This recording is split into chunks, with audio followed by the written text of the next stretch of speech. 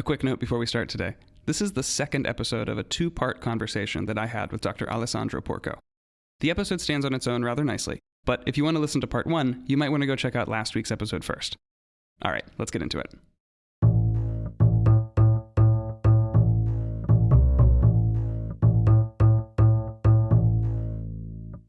In 1925, right here in Wilmington, North Carolina, Gertrude Perry West founded her little magazine, Poetic Thrills. It was the first of its kind in the state, and West had big plans.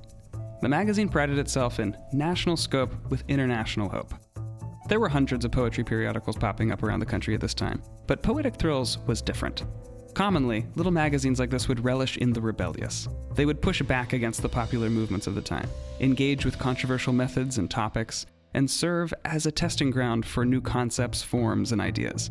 These magazines typically served urban audiences, as that's just where the art communities flourished, and so they catered to a highly urban flavor of discourse and ideals. Poetic Thrills, however, was its own breed of little magazine. West didn't just aim to criticize discourse at large, but the very little magazines that she would consider her peers. In doing so, she provided a new avenue for writers and poets, creating a space for those on the fringes of the fringes. She created something entirely unique and artistically anomalous.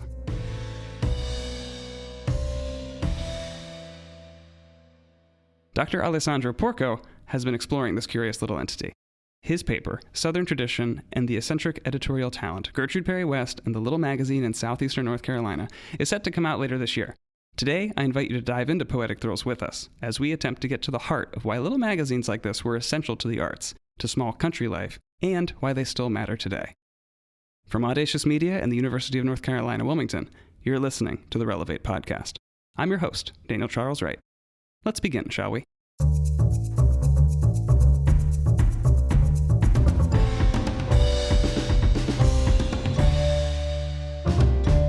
Dr. Porco, thank you for still being here. Thank you. I'm excited to talk about an odd piece of Wilmington literary history and modernist little magazine. Yeah, I'm excited. Thanks for having me. Yeah. So your research has become a lot more local in this project, and you're digging up sort of a surprisingly rich past of modernist poetry right here in Wilmington.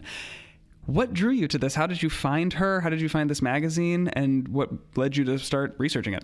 Sure. It is a rich area of investigation, which is not synonymous with especially great poetry all the time. However, that is partly my draw to it. I'm deeply invested in concepts, practices of what it means to be an amateur, which is an important value to me, the ethos of being an amateur. And so how did I arrive at writing? So just as a kind of clarifying, from a professor point of view, I'm interested in 20th century poetry, and I have a particular interest in print culture, magazines that circulate, how things circulate. I collect rare books and magazines. So that is the interest, and I taught a course last year, a graduate seminar on the little magazine and modernism, because I think it's a great way of thinking about and approaching poetry, which is to say, if you take an iconic example like T.S. Eliot's Love Song of J. Alfred Prufrock, which first appears in Harriet Monroe's Poetry Chicago, I think it is important to note that he is purposely kind of pushed to the back of the issue because he is the least famous. It's important to remember that the thing you think of as iconic, canonical, was once upon a time young upstarts, and that the famed, quote-unquote, people at the front of the issue are no one you read now. And I will give you an example. I read one of them. His name is Bliss Carman. I only know him because he is a Canadian. Late 19th century, early 20th century, is part of what is known as the Confederation Poets. Otherwise, Bliss Carman does not pop up, generally speaking, but he's in this issue of Poetry Chicago. Now, he is a preeminent figure at that moment. He's, popular or appears in things like poetry, and he's front-loaded. These are the stars up front, and T.S. Eliot is not. You only get that conceptualizing of like a whole field and how diverse and interesting it is and generational conflict by reading a magazine, right? And so I think that's the draw to magazines. So how did I find this particular magazine? Well, I'd never heard anyone mention it. I've lived in Wilmington for almost 12 full years now. Never has anyone mentioned this, especially given the fact that I work in poetry and 20th century poetry. And I will tell you how I found this. There is something generative about being curious when one is bored. Mm-hmm. And I had a lot, as many people did during the COVID lockdowns. I was living alone, which was a very intense experience. So this is oddly more personal than I would usually give, but it actually is. It was intense living alone during COVID. I believe that. And given that all my family was in a different country, and then even just here with friends, it was still odd, and so I was living alone. And I mean, to be honest, it is my ideal living situation. But when forced into it, it's a little intense. But what it also meant was, well, I got to figure out things to do, and doing lots of different kinds of things, making art, etc. But one thing I was like, well, I've never really thought about like the print history of this place. So I just started snooping around on WorldCat and doing different kind of, what were the earliest publishing things happening here. And I mean, at one point I got interested in what I believe is like the earliest bookstore in Wilmington in the late 18th century.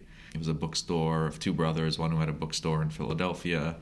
And so like I found a print advertisement, and it shows like, as many print advertisements at the time would indicate, they show what was actually on sale. So you can see, what are people reading in 1792 at this bookstore, right? So yeah, I started getting interested in that, partly because also another side of the story is obviously Black Mountain in the 30s, 40s, 50s. It's the magazine that's associated with the college, the Black Mountain Review. I was like, well, it can't be like the first little magazine, right? There's got to be other little magazines that had circulated, and there are, not of the kind of the Black Mountain Review, right? So I knew that there was in the 30s, I'm forgetting the name of it, but it was kind of like associated with the North Carolina Poetry Society. So it was kind of like these institutional social groups who, they make a poetry group and then they publish the mag. Also, again, I'm not dismissing that. The amateurism is the part of the thing I love about it, right? So I knew that existed, but I started investigating that, and UNC Wilmington has been processing the papers of a poet named Will Inman, who edited a little magazine in the 50s, 60s called Cowrie. And so I would get my students and go show them, because we have his papers and all the issues and how they're all side stable kind of newsletter things. And so it's this convergence of all this that got me, during COVID thing. So I was just snooping around. And so then at one point, whatever search term I put in, I basically put in something along the lines of like magazine poetry 1910, 1935 or something. And different things popped up. But then I saw Poetic Thrills. Mm-hmm. And I was like, what is this? What is that? Because it was the Wilmington publication. Yeah. And then the next step was, well, how do I get a hold of this? And lo and behold, our university here does not have a copy. And in fact, oh my gosh, it's only available in 4 places across the country.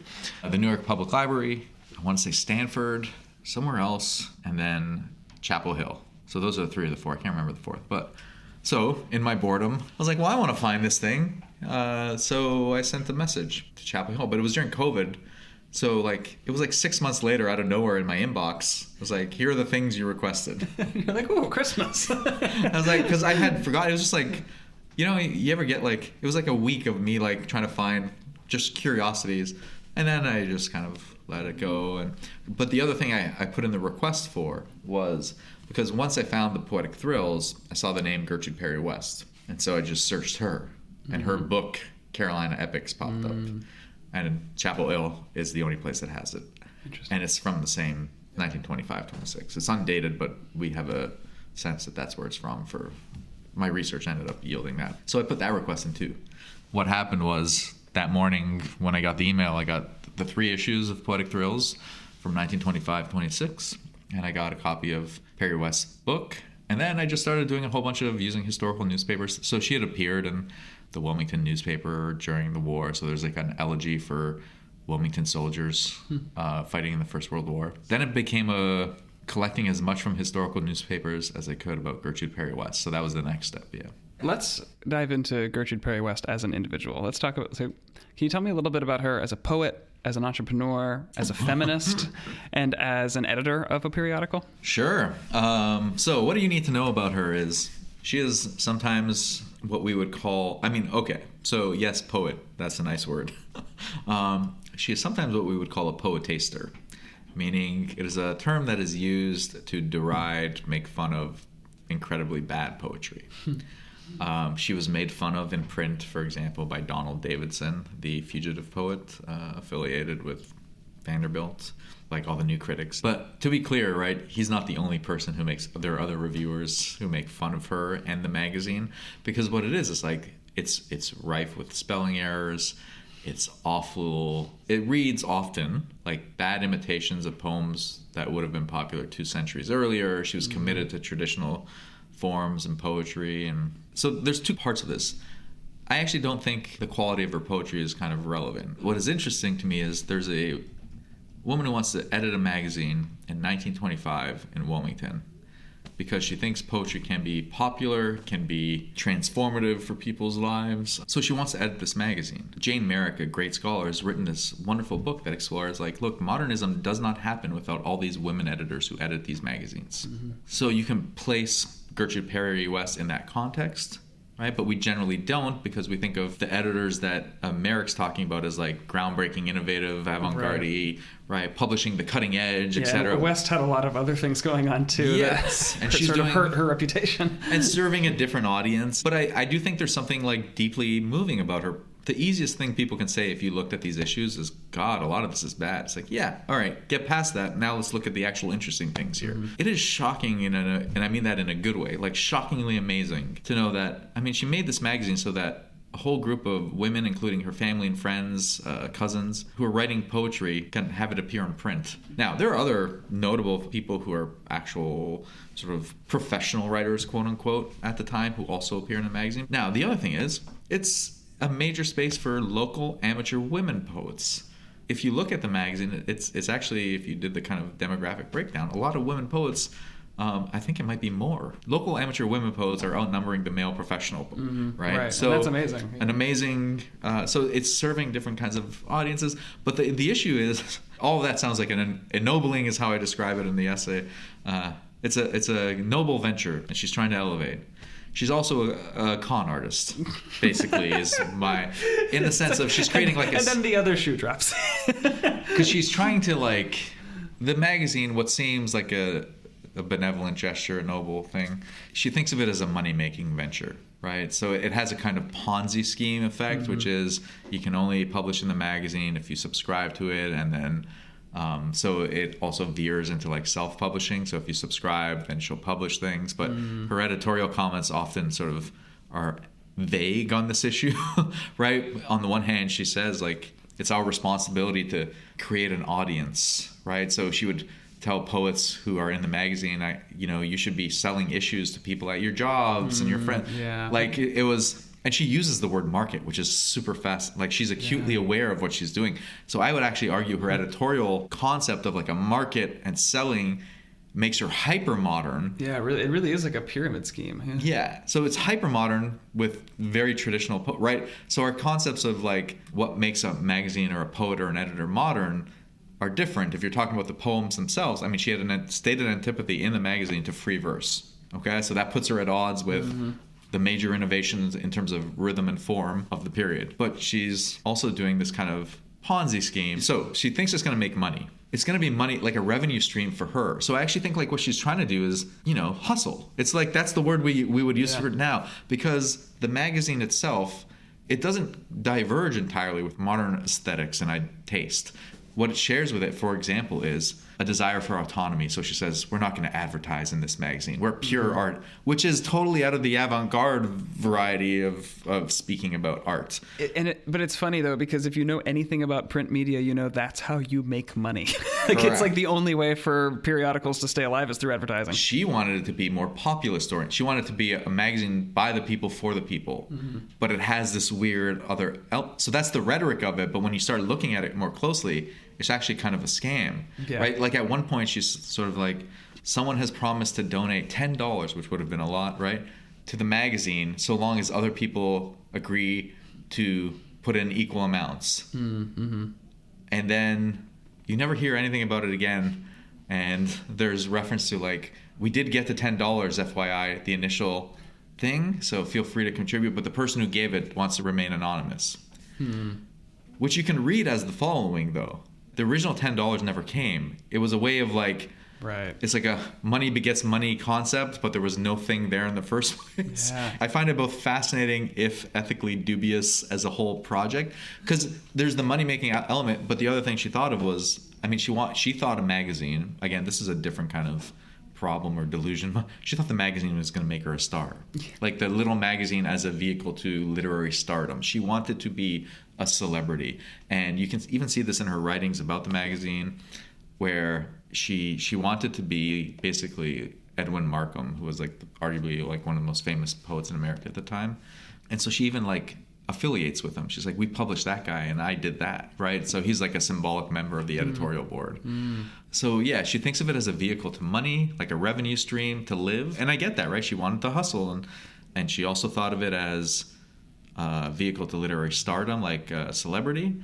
But she also thought of it genuinely as a vehicle for Southern representation of local women writers, and also herself. That, if it is not clear yet, but I will just state the obvious, she is the poet who appears most in her own magazine. Of course. I think you all could have assumed this, but, and by a lot. And also, I would say, in the privileged first and last position, her poems appear on the cover repeatedly and at the very end. So that's the curiosity of her, but it really does bring up interesting tensions between what I would say her hypermodern editorial savvy. She would have been great on social media. Sure, yeah. Right? Yeah. But it would be someone on social media trying to sell you the poetry of Byron. Like there's something like there's something temporally off, because she both seems to be leaning into the future that's not yet here, and also fully in a past that is long gone that she has nostalgia for. Mm-hmm. Yeah, Gertrude Perry West reminds me a lot. I don't know. I know you don't watch a lot of television, so you may not have. But there is a Netflix television series called Inventing Anna, which is it's a real story about a woman who basically she came from nothing. She was very poor, but purely through sheer will and attitude and adopting a persona of this affluent European woman, got millions of dollars from people for vague companies that never really came to be. And then she ended up going to jail because she was totally caught. But she was a complete con artist. But I feel like a very similar television series could be made about Gertrude Perry West, because the one of the or things... a novel. I think there's a good novel to be written about. Because one of her... I'm not writing that novel, by the way. I'm just throwing that out there. I'm not a novelist. But you could. Because one of the things that she does is she runs for president of the United States. She does. That is, and vice president. She's part of the. She submitted actual papers. Yeah. And by that point, that's like late 20s, early 30s that she does it. When she's vice president, she's part of the People's Party. So it's a kind of populism, right? Mm-hmm. Which is complicated in Wilmington, because populism in Wilmington was also tied to a kind of white national. Yeah, so that gets into one of my questions, which is like Poetic Thrills was a proudly Southern periodical, and with being one that is located in a city such as Wilmington with such an intense history of racist violence and cultural inequality, it seems like the magazine could have really easily been a nesting ground for white nationalism and cultural exclusivity. So my question is, how did she and the magazine work to make it an equitable platform for writers? And then also, how did it fall short? Right. I don't think it was ever equitable, but not in the way you're describing. I mean, partly because it was the scam-oriented quality of it. But some of those terms, I mean, they're present-day terms, obviously. I don't know that they map so neatly onto the different time period. But, okay. So you had mentioned earlier in a question asking about her as a feminist. I only say this because she wrote poems about, the right to vote, and so she's definitely interested in that, right? She's also, I mean, she writes a poem that appears in the magazine that was, I don't even know if it exists anymore, but it was called The Vegetarian and Fruit. It was basically about vegetarianism, and so she writes a critique of the meat industry, right? But knowing her, though, like knowing what we know about her, it does make me wonder if she's just simply trying to get more subscribers. So that's a good question, right? All the markets. So here's the thing, though. Like, I mean, I'm no expert, but I'm gonna say what I do know about this state and its industry emphasis on pig farming. That's the whole state runs on pig farming. I'm going to say it was something of there was a kind of radical thing about writing her. I mean, it's a short, tiny poem. It's like 6 lines and it appears in this magazine, but it's a critique of kind of industry of meat making. And so she does that. She does the feminist stuff. All right. This is a way of getting to your question, like about what is this magazine's relationship to the, politics of this. So it's a complicated question with different answers. So on the one hand, there is a connection to 1898, which is by way of a guy named George Cameron. And George Cameron was one of the Redcoats, right? So an active agitator and also violent participant, right, as we know. There's not a lot about him, but he was involved. That's what we know, right? We have archival evidence that he was involved to some degree. He was a friend of, or at least affiliated in some way with, as was Gertrude Perry West, with Josephus Daniels, I believe, the guy who ran the Raleigh Observer, who helped also stir up, right? Okay. So those two figures are part of her social network. Now you have to grapple, I had to grapple with that, but I can tell you why, right? So George Cameron had a printing press, so he prints the magazine. Right. She has political affiliations with him as a pro-labor person, right? Labor unions, but pro-labor union in Wilmington at the time is complicated because it sounds good because on the labor side of things, you're correct. You are pro-union, that side aligns, and then there's the other part, which is... Then you have to think about who's allowed in the union. Correct. It was actually a way of foreclosing ranks on racial terms, right? So who can work all of a sudden becomes circumscribed by the union. So it's doing two things. One seemingly good, but is actually underneath is doing something else in terms of race. Okay. We have that, but you can understand if she's trying to print a magazine cheaply.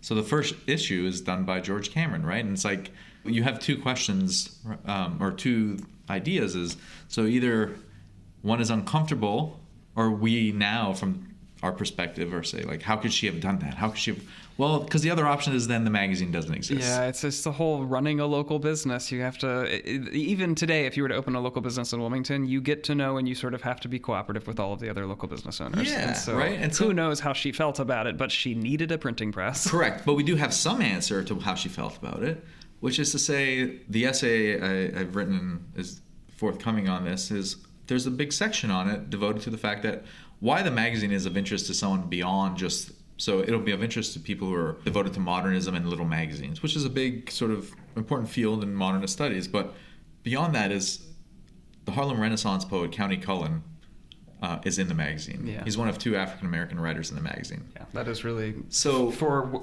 a magazine published in Wilmington, that is pretty remarkable. Now, and I will be perfectly honest, because doing research on this has been complicated. It's not entirely clear. I can't 100% say that she was aware that Countee Cullen was an African-American. However, I can use evidence from kind of contextual, circumstantial stuff. I think she would have had to, because she was in contact with a woman who ran a magazine out of Guadalajara called Palms, and Palms had a special issue devoted to African-American poetry, of which Countee Cullen was in, and she was reading it. She was, so like she would have, it would strike me as all, but I can't confirm one way. I do know that. There's nothing confirming that. And in the magazine, she talks about the problem of race prejudice in this country and how it actually limits our national literature. So she's a populist who's also progressive in her racial politics, but also her social network, because she's from Wilmington. I mean, good luck in your social network. If you were born in the late, I think she's born in 1876, somewhere in that ballpark. But good luck finding me someone who did not have in their social network a racist. Right, yeah. I mean, so a story like hers is important because I think it makes it hard to make neat generalizations about Wilmington, modernism, etc.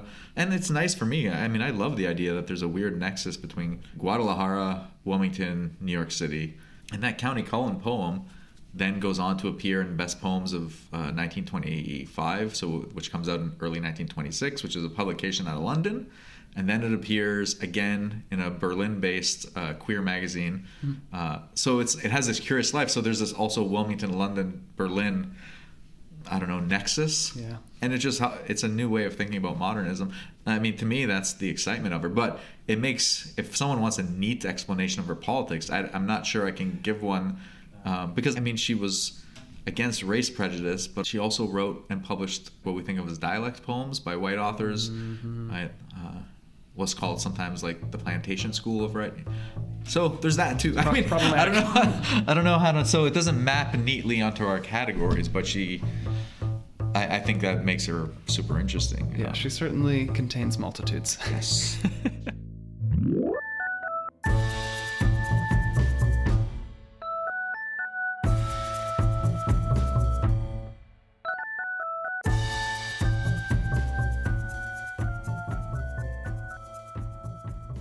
So the magazine, as we said, is rather unique in the realm of little magazines. How does it differ from its peers in subject, in the way that it presents, and how do you think that it was received by the poetry community? Or what writings do we have that, that tell us how they felt about it? Things that are, before I get to so I'll answer the first part first. Mm-hmm. I'll get to the reception part. The issues are interesting. So each issue is themed around season, which is again not odd, right? So if you think of the first issue is referred to as, some multi-hyphenate kind of thing, but it's like the Thanksgiving, Christmas, New Year's issue, right? Mm-hmm. So that's when it comes out. That's the first issue of 25. So I think it's getting printed in late November. It's actually in people's hands and in stores, so you could buy it in Wilmington. There were a couple of bookstores, book stands, drugstores. The magazine is useful, the first issue, because it says where it's available, so we can sort of map across the country, by the way, which is also interesting. So they're all themed. So the first issue has Christmas poems and New Year's poems and Thanksgiving poems. They're not the only kinds, but it's not odd. That actually, Poetry Chicago, if you take the most famous magazine of the period, had Christmas issues, etc. The first issue is my favorite, and it's my favorite in part because, if you decide to start a little magazine and you don't know a lot of poets, what are you going to do? So she publishes herself a lot. Yes, she publishes friends, but she also does this thing where I describe it as like it's Gertrude Perry West using the magazine to kind of create or establish her taste. Mm-hmm. She's like, this is to use like the Eliotic, T.S. Eliot's kind of tradition. She's like, here's my tradition. Here's what I'm coming out of. So she just republishes things she likes. So the Book of Job. Right, Robbie Burns. She was a Scots nationalist. Yeah, that's so Robbie Burns. She also publishes lyrics from the French national anthem. She publishes. There's a song that used to be tied to it prior to the U.S.'s national anthem, like an anthemic U.S. song. A poem by Tennyson. A poem by Thackeray. I'm trying to think. There are a couple others, but often, by the way. So the Book of Job. She just takes an excerpt, like couple, and splices them together and puts a title on it. Nice. And then says Book of Job, but never appears like that in the Book of Job, right? Or she takes a poem by Thackeray, who's more known for his fiction, but she takes this poem and only publishes an excerpt of it and gives it a title from a Milton poem. Interesting. It's like a literary collage. Yes. Yeah. It's like her commonplace book. And she's like, this is the things that matter to me, right? The Robbie Burns is a martial poem about how the Scots fought back against the English. So it's a kind of, she uses it allegorically. It's like the South fights back. She's also, right? So Southern Scots nationalism is against the homogenizing America, blah, blah, mm-hmm. right? But in a weird way, a kind of sentiment that should have, in theory, put her in conversation sympathetically with someone like Donald Davidson at Vanderbilt. But he mocks her because he's like, I want my sense of like Southern autonomy, but I don't want to be associated with an amateur woman poet from Wilmington, right? Right. So, but that first issue is wild because it's her poetry, but also this kind of collaged. Yeah, that's the best way to describe it. But then you can see the next two issues kind of expand. Like the third issue has the most professional poets, quote unquote. You can see that the magazine is succeeding in a certain way. It just wasn't financially viable for a long term. Yeah. But in terms of reception, I have two answers for you. One is my favorite part of this magazine, without question. It's either issue 2 or 3. There's a whole section of letters to the magazine. Interesting. The letters are praise for Perry West and the magazine. Nice. That are from the contributors. Mm-hmm. Right? And how many of those do you think Perry West wrote herself? Is a good question. Yeah. A very good question.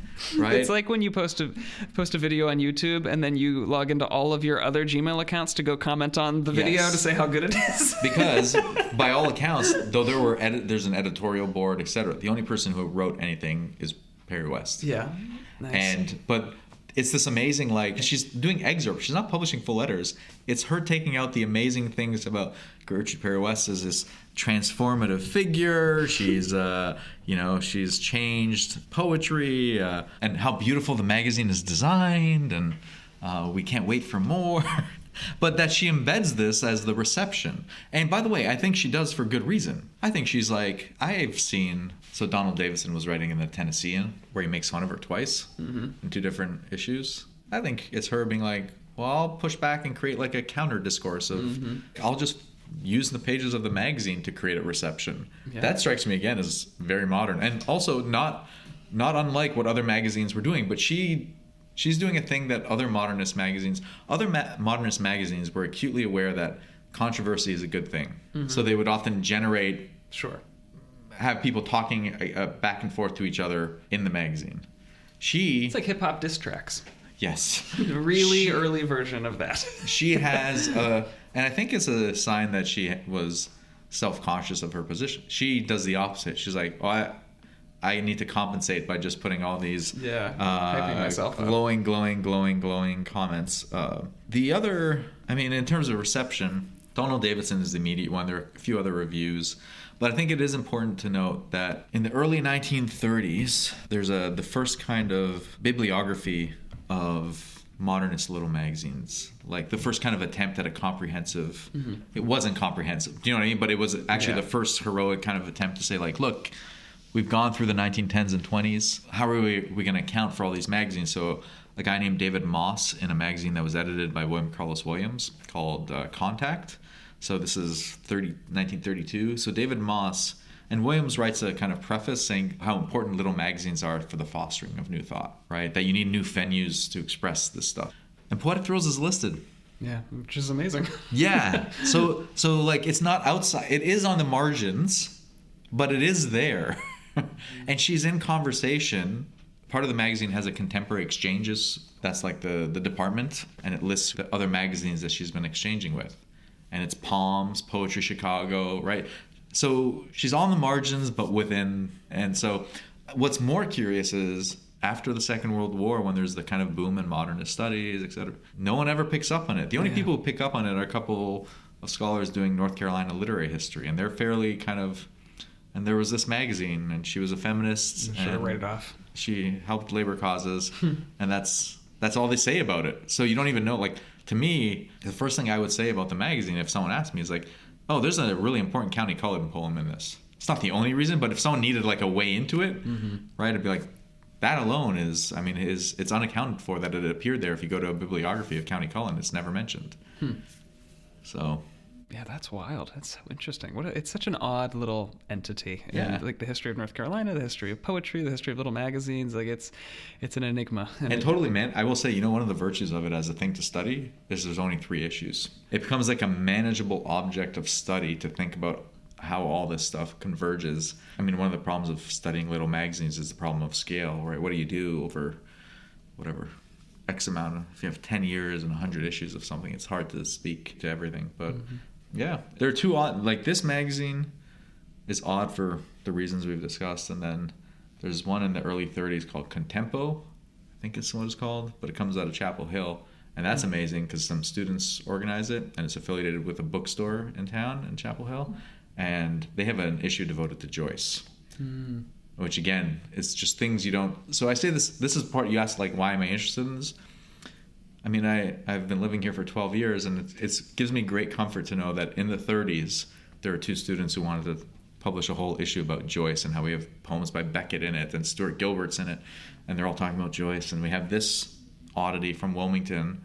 It goes to the idea that it would have been a really curious, rich time here in the 20s, 30s, 40s. Yeah. I mean, with its problems, admittedly, but... Right. Yeah, I feel like we like to generalize just as people. We like to generalize and be like, all right, all the great movements of poetry was like New York, Paris, you just lump them into the big cities of an area, and then you never go venture into Wilmington, North Carolina, or like Arkansas. What is going on in poetry in these other small places where there are people and there is culture and there are things happening and there is poetry and there's poetry, and how are those influencing, like how we talked about with Black Mountain, like this little college in the middle of the foothills of the Blue Ridge Mountains influences the world of poetry, of the avant-garde. It influences how music is made, and then this like. It's sort of the same thing. And I think that's one of the important things. I think it's why I like studying magazines. So to your point, these kind of regional, local magazines popped up everywhere. There are the big famous ones. The Little Review publishes Ulysses, and Others is another great modernist magazine. They're all important. I agree, they're all important, but it gives you a version of literary history. Mm-hmm. Like, one of the reasons I'm interested in amateurs or local is, and this is not a project about how to figure out where the future of poetry is, right? But I do think if you want to understand the field of poetry as a whole, for example, whatever my tastes are with contemporary poetry, I don't work in 21st century poetry, but I can use it as an anecdote. Whatever my tastes are, right, coming out of the things I study, if I was writing about contemporary poetry today, one would have to grapple with, for example, Instagram poetry. You can pretend it doesn't exist, right, or you can pretend circa 1932, 33, 34. There's a difference between liking things and wanting to study it, but to study the field of poetry, one has to grapple with the fact that these kinds of magazines emerged. Mm-hmm. And they perhaps will alter the kind of heroic myth-making version of modernism we have, which is all innovation all the time. These, T.S. Eliot's or Ezra Pound and their free verse experiments. It's like, I get it because they're my favorite. I get like the desire to celebrate them, but also that's not indicative of poetry as a whole. I mean, if you want to know about Wilmington poetry, the newspaper in town from pick whatever you think modernist poetry starts. So if you want to do 1914 to 25 or 1914 to 1939, go look at what's being published in your local newspaper. You'll get a radically different.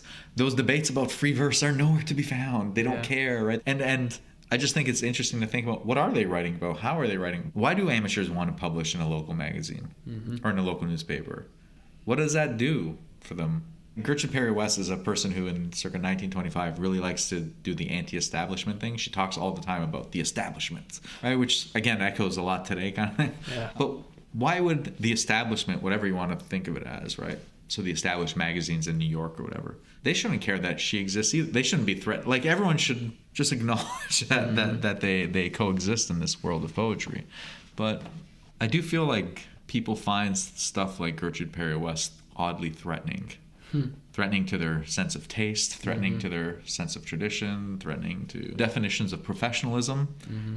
I mean, that might be the thing I like about her most. I mean, is her kind of... Especially for the time period. Yeah. Also, she's not university educated. That alone marks her as different. So all the women editors of the period, for example, they're all highly educated from usually like Ivy League or Ivy League-esque schools. That alone marks her as super interesting and different, right? Talk about bold ventures. It's like, I'm going to get in on this field of poetry and see what I can do. You have a section, it's actually towards the beginning of your paper, you talk about how your approach to this sort of scholarship differs from what you often see in literary criticism of the kind. Can you talk about your approach to doing this sort of research? Earlier, I had mentioned if I want to get someone's attention, I'd say, hey, this has County Cullen, because you want a big name. Mm-hmm. That was an earlier model, right? So I obviously don't write the paper that way, but if in conversation, it's a good kind of eye-catching kind of thing. Sure. So the shift is moving away from, for a long time after the Second World War, when people were interested in little magazines, it was a way of saying, how can we learn more about our famous people, right? So you go in and extract the stuff that matters. So you're not actually talking about magazines. You're using them as resources for a single author. And so part of what I'm trying to do here is not do that, right? To say, okay, I am going to address County Cullen because you can't ignore that reality, right? He's in the magazine in the 3rd issue. But what I can do is make it proportional, meaning what about everyone else who's also here, right? Is important in a different way. And so what I do is kind of do a kind of holistic take on not just the poetry, but editorial comments, structuring the different kind of departments, right? So the department of the letters to the editor, that strikes me as like essential. Whereas if I was just treating poetry, all that stuff would be evacuated, right? So I didn't want to do that, which goes back to my point about it's easier to do what I was trying to do, this holistic approach, because there was only 3 issues. It was then manageable to do. But then, and the magazine has so much other information, right? You learn about all the contests that she tried to do poetry contests, although you do learn, right? Like she announces a poetry contest, which you have to pay to submit to. Of course. And then it's discontinued. which makes it sound like I've taken your money. There will be no winner. Yep. Okay. Or all the advertising she does. So I know earlier I said there's no advertising. Let me correct that. There is advertising for herself. So she advertises her copy editing services, her typing services. Nice. So she's selling herself, right? Again, I have no objection to it, but it's an interesting. But all of that would go away if it was just read it as a poetry. Mm-hmm. It's in the context of all of that matters. So that's the big thing I tried to do. I didn't want to turn it into here's County Cullen, he's great, and isn't the rest of this not so much? Right. Because that's been done. And I love County Cullen, right? That's sort of the point. Like, to me, the big thing is the Cullen poem that appears here. It's She of the Dancing Feet Sings, which in the magazine is mistitled as She is the Dancing Feet, which is just an interesting, odd little textual history thing. But it appears in the New Negro Anthology, which is the foundational anthology for the Harlem Renaissance, based on the issue Harlem, Mecca of the New Negro that came out in Survey Graphic. So it's this poem that exists there too. But again, I can map all that, and I do briefly, like in a paragraph, because proportionally, it's a small part of this 3-issue magazine, right? And so, as I'm a literary scholar who is drawn to biography, so the essay also grapples with Perry West's biography. She is such a personality. It is hard to imagine writing about the magazine without writing about her. But there would have been a time where it was don't address her, right? I'm glad we are not in that time. Although some people maybe are. I have no idea. So talking about both the book on Black Mountain and this look into Gertrude Perry West, has anything like really been surprising about the research that you've done? Yes. Well, I have to say, the Gertrude Perry West thing is the weirdest thing I've ever encountered and the most fun I've ever had as an academic. And frankly, I'm very proud of the essay, but I can't believe this thing exists, right? It has made me, in an odd way, it has made me feel better about living in Wilmington, for example, to know that this kind of thing once existed. So that was, just that alone is surprising. In terms of Black Mountain work, going into the Western Regional Archives in Otine, which outside Asheville, that has all the Black Mountain stuff. That was like sheer delight because I got access to things I would have never. The biggest example being a collaboration between two students, Gerald Levy and Richard Negro. And Gerald Levy is historically curious because he is Mina Loy's grandson, the poet Mina Loy's grandson. Wow. And so I discovered this manuscript had never been published, and we're putting an excerpt in the anthology. That's cool. But also he sometimes on campus when he was circulating materials would use Mina Loy's name or version of it, so Mina Hawis in reference to her first husband.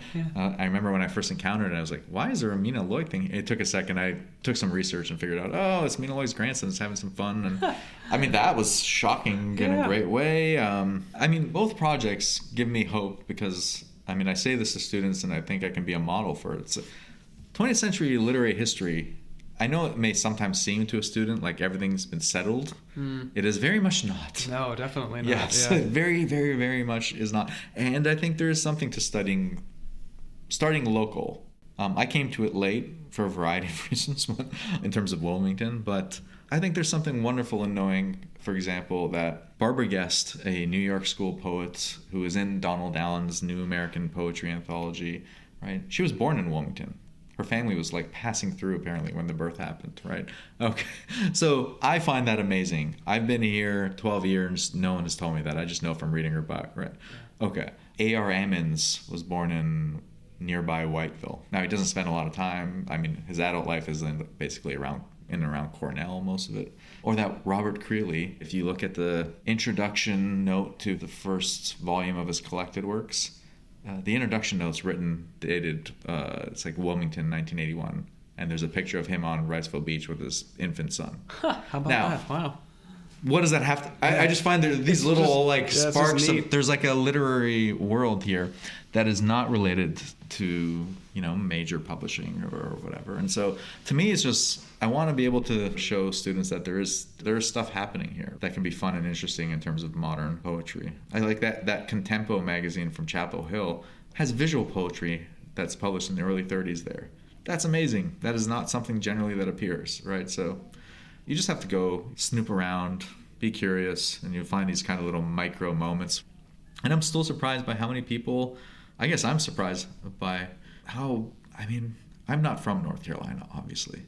I'm always shocked by how little people in North Carolina know about Black Mountain, for example. Yeah. People who live in the area, they're like, I've never heard of this thing. Live in Asheville. Yeah. And they're like, oh yeah, I've seen there's that museum downtown, but I've never gone. It's like, yeah. What I hope is the Poetic Thrills things gets a little attention. So when it comes out, maybe someone in Wilmington's like, hey, there's this cool thing. Maybe we can, like, I know the address of her house. Right? There's a house there now, but like, wouldn't it be nice for Wilmington to make a plaque of some kind? Sure. I mean, Wilmington loves to put a plaque on a house. This is my thing, right? They do if it's of like historical architecture thing, but it is a town that likes doing this stuff. Yeah. My hope is maybe it inspires something like that. So with your book on Black Mountain and this piece on Poetic Thrills nearing publication, what are you thinking about looking into next? That's a very good question. I am writing an essay on County Cullen about how this one poem circulates around. So it's a kind of tracking a social history of one poem in different contexts. So I've been enjoying doing that. I have a series of essays that may or may not become something like a book on MC Richards. So there's that on the horizon. But beyond that, I'm not too sure. I mean, I spent, not to return to COVID, but I feel like a lot of things come out of COVID that are sort of surprising. And I devoted a good chunk of time to reading, both in COVID and then out, all the novels of a contemporary Irish novelist named John Banville. So, I don't know, 22 or 23 of them I read. I think the big thing, I do tell this to students, and whatever I do end up writing or have written is not from, I like to take not to sound, a little hippy-dippy, but I like to be positive. I like Rita Felsky's sort of enchantment model. So I write about things I like. You'll find very little negative critique in what I am doing. So I want to tell people about John Banville or Percival Everett's another novelist I love. And so I am completely on board. I love that because a piece that I have always really loved is the piece where Susan Sontag talks about how she doesn't want literary criticism anymore. She wants an erotics of against interpretation. Yeah, against interpretation. I love that piece because I totally agree. It's like, stop ripping apart things and talking about all the ways in which it is flawed, which I know that isn't what all literary criticism is, but it's definitely a lot of it. And it's exhausting. It's like nobody likes to hear anybody. This is what I think about it. It's like when you're talking to a person, it is exhausting to listen to them complain.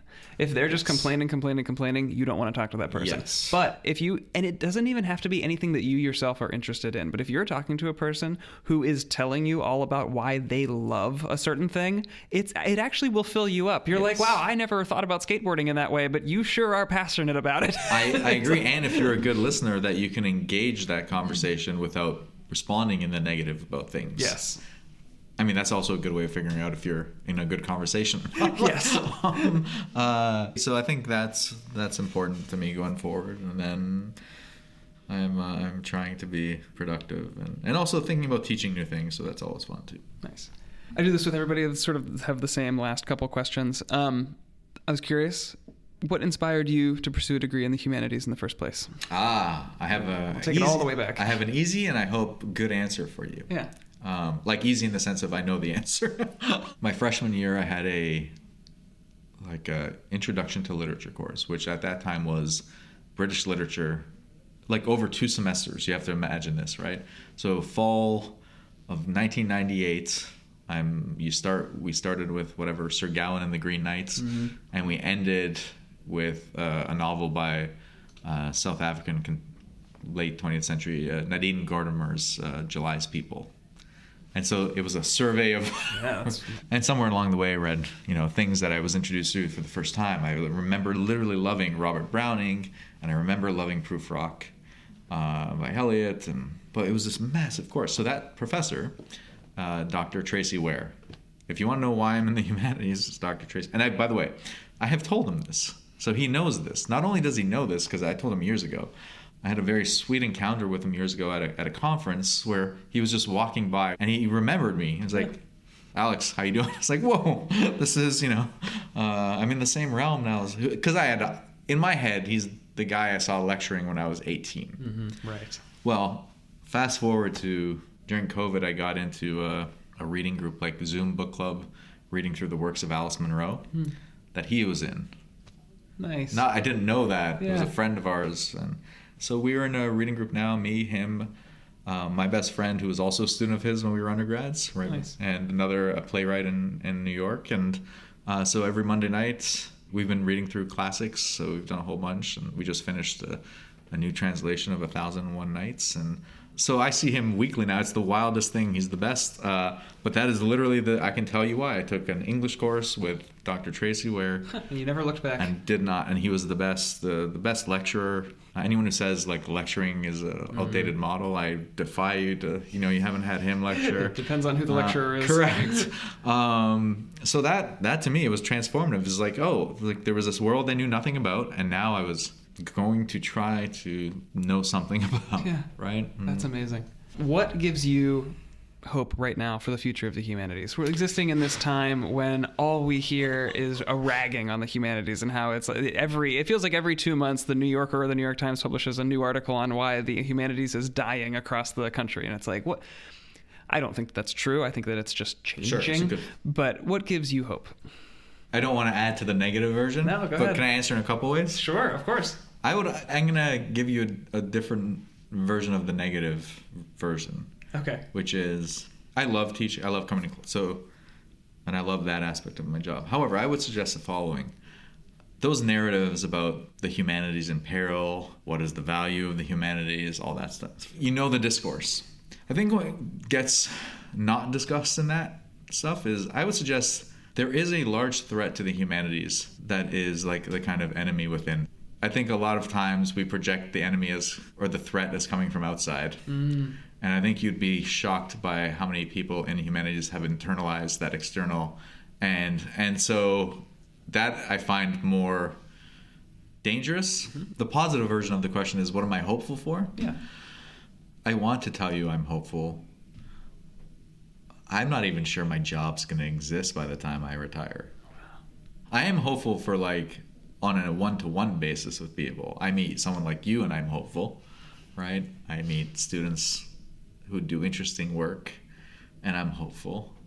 So my hope is, I don't know, maybe you find I tend to be of the, I do like the Annie Hours thing. That's, change happens on a micro level. And my hope is in people. My hope is not in institutions. Mm-hmm. We live in a world where we're not even referred to as departments now. We're units. Yeah. I mean, make of that what you will. So, but I still want to believe in humans being able to do good things, and I guess being able to interact with young people from 18 to whatever gives me some hope. But I do often feel bad for students too. I mean, I can hear the pressure they are under breaking through their voice. Mm-hmm. I don't know if they hear it, but I definitely hear it, and I often feel bad for them because I think they might enjoy learning a little more if that wasn't there. But I will tell you what I am hopeful for. Despite all of that, pick whatever it is, a thing you love. Like Chaucer, whether we teach him or not, whether people read him or not, it still matters. Homer still matters. Ralph Ellison still matters. Mina Loy still matters. They're still influencing the culture. Whether we are not dealing with it now, in 30 years, these things exist. And I take hope that people can find it in all kinds of ways. As always, our last question every time is, what is the best book that you've read recently? Okay.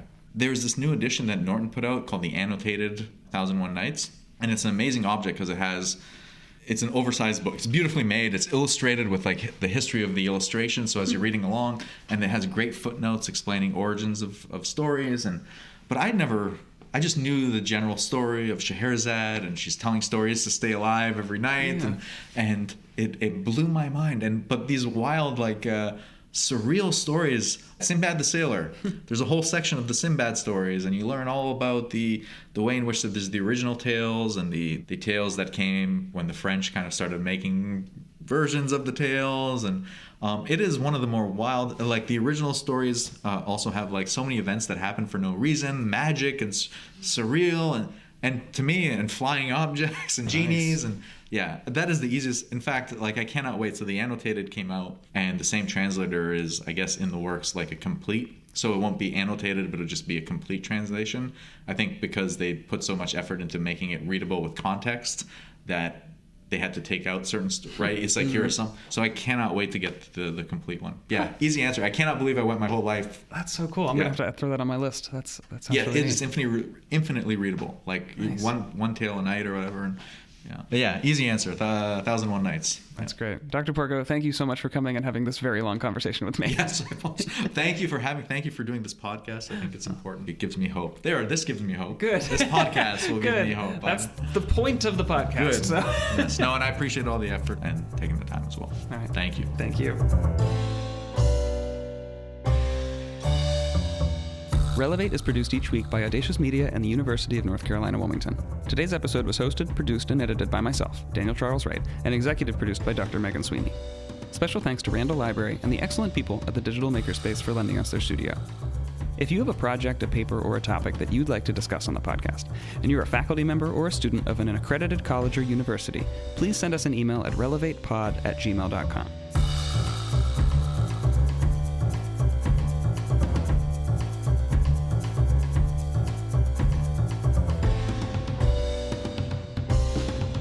Thank you for listening. We'll see you next time.